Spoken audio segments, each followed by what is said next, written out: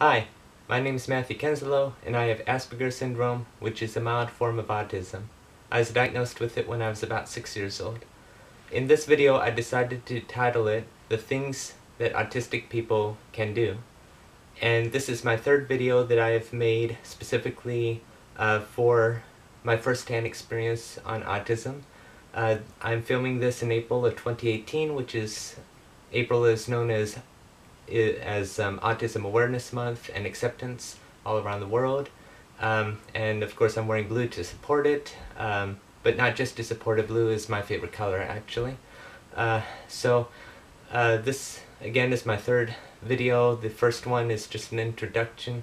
The second one is the hardships, the trials of Asperger's, and this one I thought, well, here's some of the benefits of Asperger's. Again, not everybody who has any form of autism are the same, and everybody has different passions and callings, whether or not they are on the spectrum. And I thought I'd like to educate with all of you guys some of the benefits, some of the good sides, by a first-hand experience. I know a lot of people, millions probably all across the globe, know about a lot of the amazing things that us autistic people could do. So this video, I'm going to use my personal experiences to help illustrate some of the things that I could do, but this video is sincerely not about me. It is about us. I'm just using my examples to, and then I guess extrapolate a more general benefit symptoms.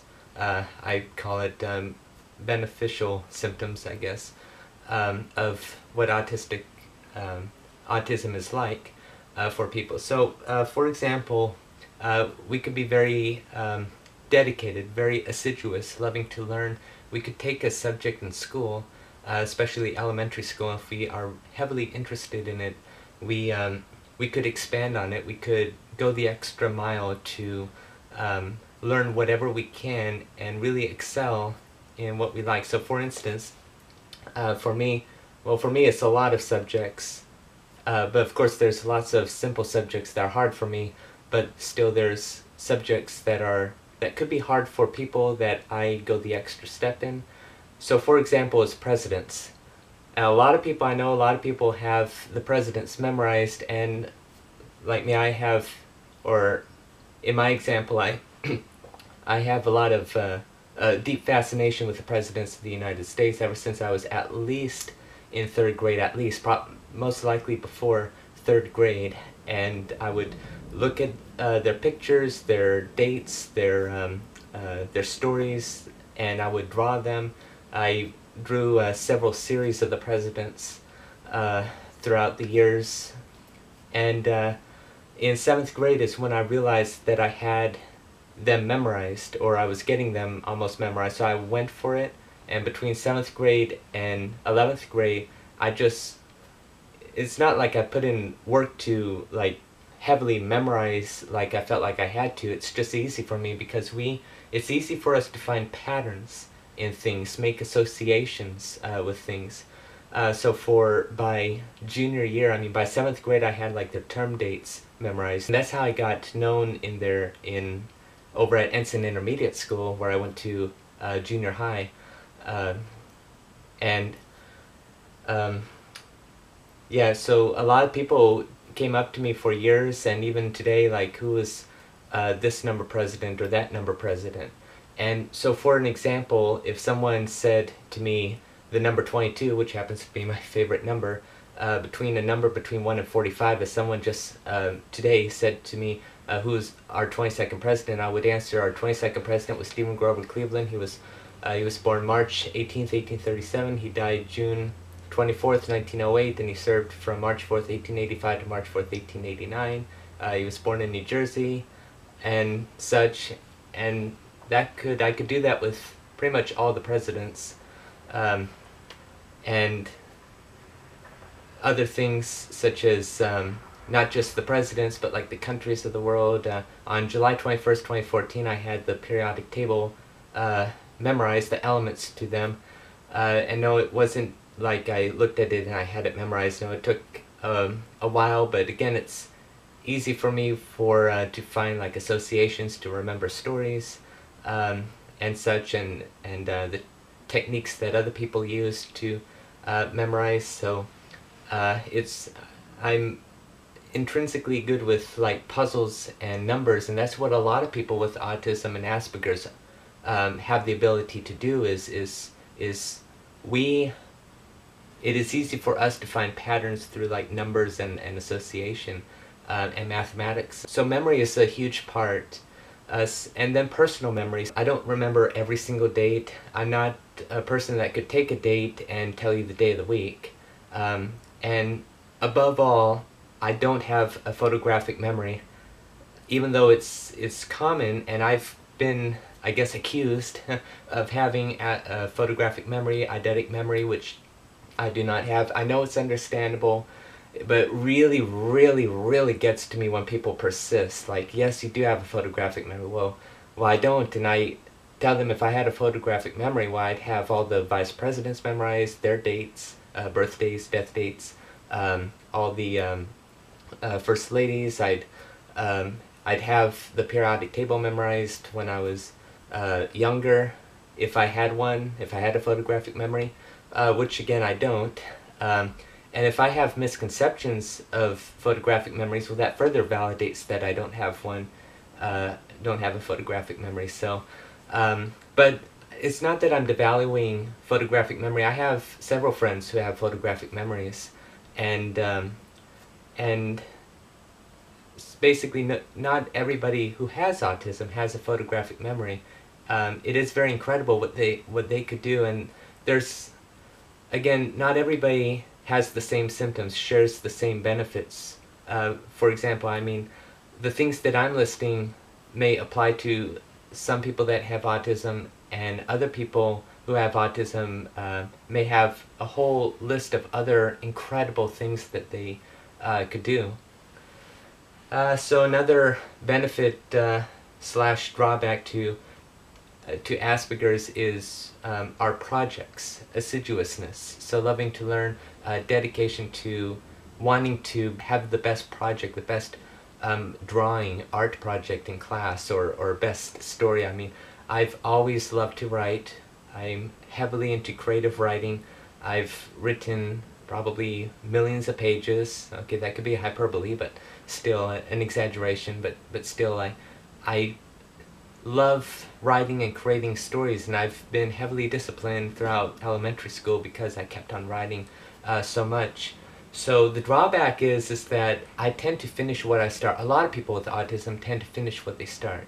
And for example, I could start something at 3 in the afternoon, and I'm still there at 10 o'clock at night, 11 o'clock, still trying to finish it, and it's hard to take a deep breath and just put it away for the night, and then return to it the next day. And then, of course, for me, if you watch my previous video, it's hard for me to shut off my mind at night. So it usually takes like 2-3 hours to just go to sleep or so. But that's a symptom of autism. Not just creative writing, not like the art of creative writing, but also the art of drawing, and actual like drawing art. I've been drawing basically all my life, and I put in a lot of detail that's completely not necessary. I've done lots of overboard projects that didn't really get anywhere in class. Not that I was looking for like an extra grade or I wasn't looking for like an extra credit or anything. I was just, I love drawing. I love doing what I do. I drew hearts in anatomy class. I went overboard in anatomy class a lot. So, and then, like I said before, I've drawn the presidents a lot. And this is my latest series. I did this when I was a junior. Most of them junior year in high school and such, and this was my first series that I did of the presidents, but still, that's just something that I'm interested in, and a lot of people have different interests. So if people look at me and think, well, I could never do that, well, are you passionate about that? Maybe it may not be a passion. Maybe you're passionate about things that are way more than I'm passionate about. Like if you really want to be a professional skateboarder or a surfboard. People ask me all the time, maybe not all the time, but they ask me, what don't you do? And I proudly say with a smile, skateboard and surfing. Because I proudly say there, because I never want people to think that I know everything, that I could do everything. Not at all.